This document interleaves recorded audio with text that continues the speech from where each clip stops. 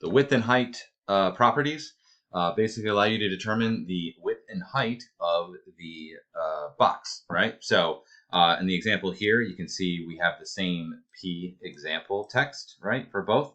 However, this one's wrapped in a div and this one is wrapped in a div. And this one, we made the width 100 pixels by 50 pixels, okay? And the bottom one is 50 pixels by 100 pixels. And you can see how that results in a different box, okay? Now, sometimes what will happen is the content will actually go outside the box or it will wrap inside the box. You kind of have to make a decision on how that would be. But just so you can see, you can also mark this. You can mark it by pixels, which is absolute, like an absolute number, by percentage, or by EMs, okay? So just to show you how that would work, I have this right here, and if we save it and then we view it, it looks like this, okay? So you can see it's just, it has the background, but by default, the box, if you do not determine the width and the height, will just be the size of the content itself, okay? So what I'm gonna do is I'm just gonna go ahead and we're just going to give it a different width and height, all right? So if we do width, and let's say we do 100 px, okay?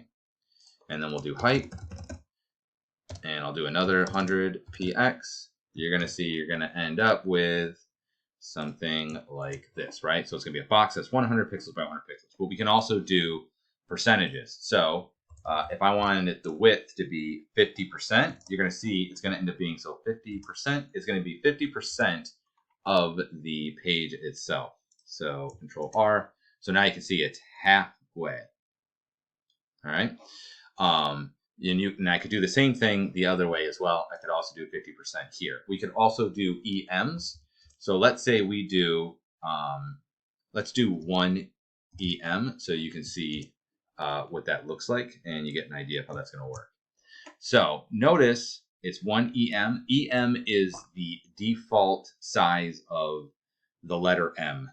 Of one of the text elements. So you'll see it's basically going to be the same size as the letters themselves, right? So if you think about, if this is like 1 unit, right? The height of this letter is 1 unit. That's how much it's going to be. So if I do a larger number, let's do, well, how many letters are in that actually? Let's just see real quick. There's what? 1, 2, 3, 4, 5, 6, 7. So I do 7. It's probably going to be past that, but we'll just do 7. And you're going to see that will Control R.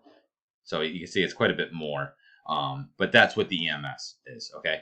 And the idea here is that way it will actually scale, depending on the text itself, it will be scaled to the same as the default typeface, all right? Most of the time what I tell you to do is for right now, we're making fixed width pages, which means they have an absolute size of however many pixels. In the future, you're going to want to use either percentages or EMSs so that way they scale with it, okay? So for example, if we go back to percent, just so you can see, let's do 25% this time. You'll see that when I go to scale the web page, see how it scales? It'll always scale to 25% of what the viewport is. All right. So, which is good if you're trying to make something that is either a liquid or responsive framework.